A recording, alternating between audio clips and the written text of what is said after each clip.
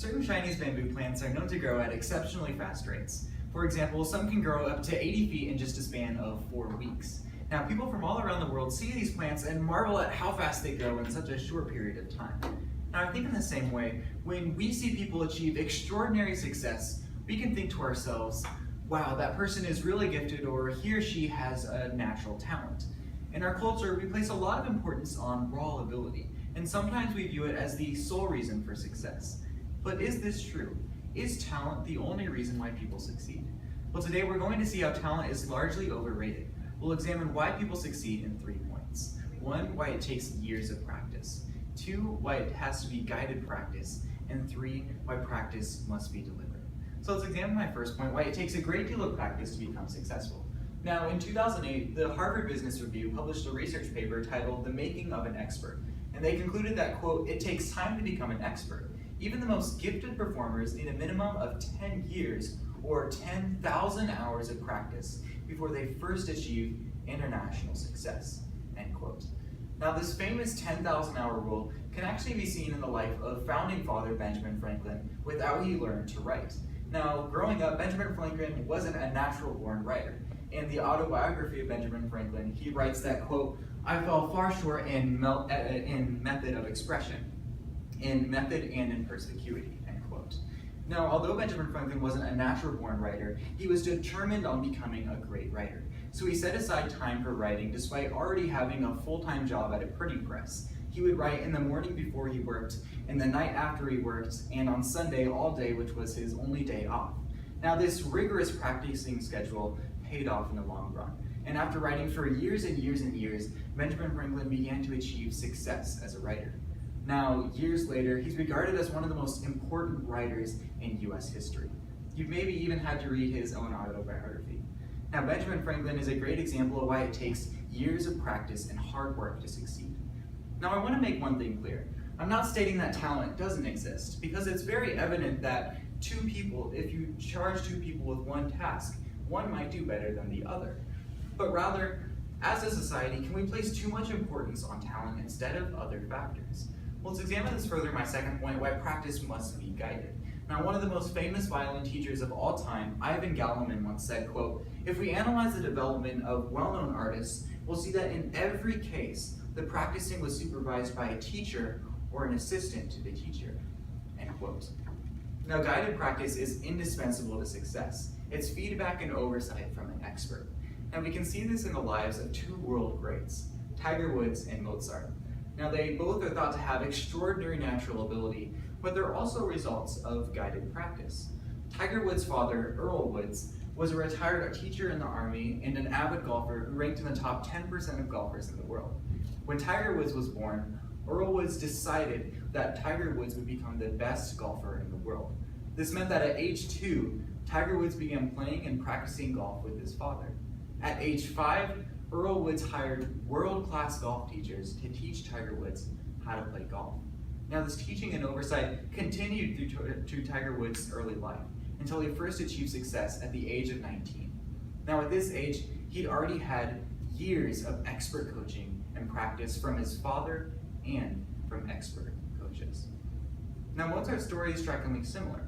Mozart's father, Leopold Mozart, was a renowned composer and a famous teacher who had written many influential books on how to teach students, specifically younger students. He too taught Mozart from the time he was young.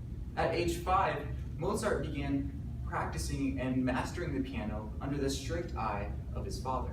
Now, this oversight continued through Mozart's life. Actually, if we look at Mozart's early compositions, we see that most of them were written by his father. Now, this changed when Mozart got older and he composed his first masterpiece at the age of 21, the Piano Concerto No. 9. Now, at this age, Mozart had already had years of rigorous training and guided practice. So let's examine my third point. The final concept that creates success is something known as deliberate practice. Now, it's something that's not discussed very often, but it's indispensable to success. In the 1990s, there was a study conducted on violinists at Berlin's Academy of Music, and they studied 3 groups of violinists: the stars and the prodigies, the average performers, and the ones who would never succeed professionally. And they found that by the age of 20, the stars and the prodigies had 10,000 hours of practice total. The average performer is 8,000 hours, and the ones who would never succeed, 4,000 hours.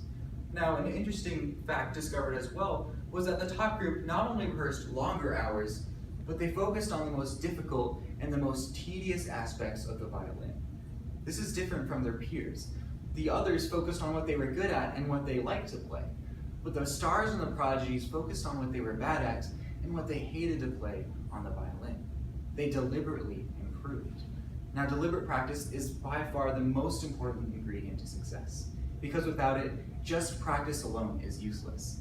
You can spend years practicing something the wrong way or learning something incorrectly. Have you ever heard of the phrase, practice makes perfect?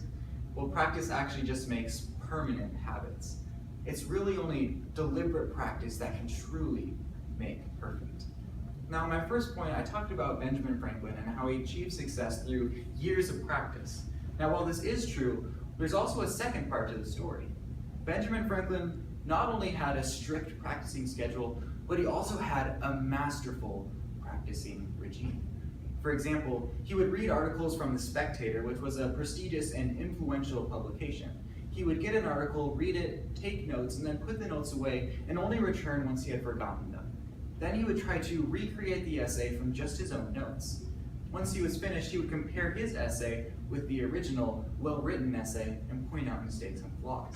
Now, this expert method of practice allowed Benjamin Franklin to get instant results on a way that he had to improve.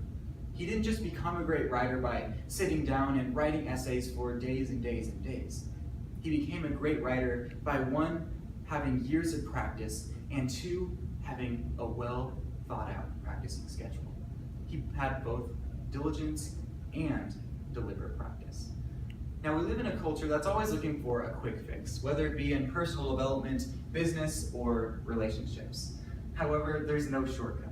James 1:4 says, "Let perseverance finish its task so that you may be mature and complete, not lacking anything."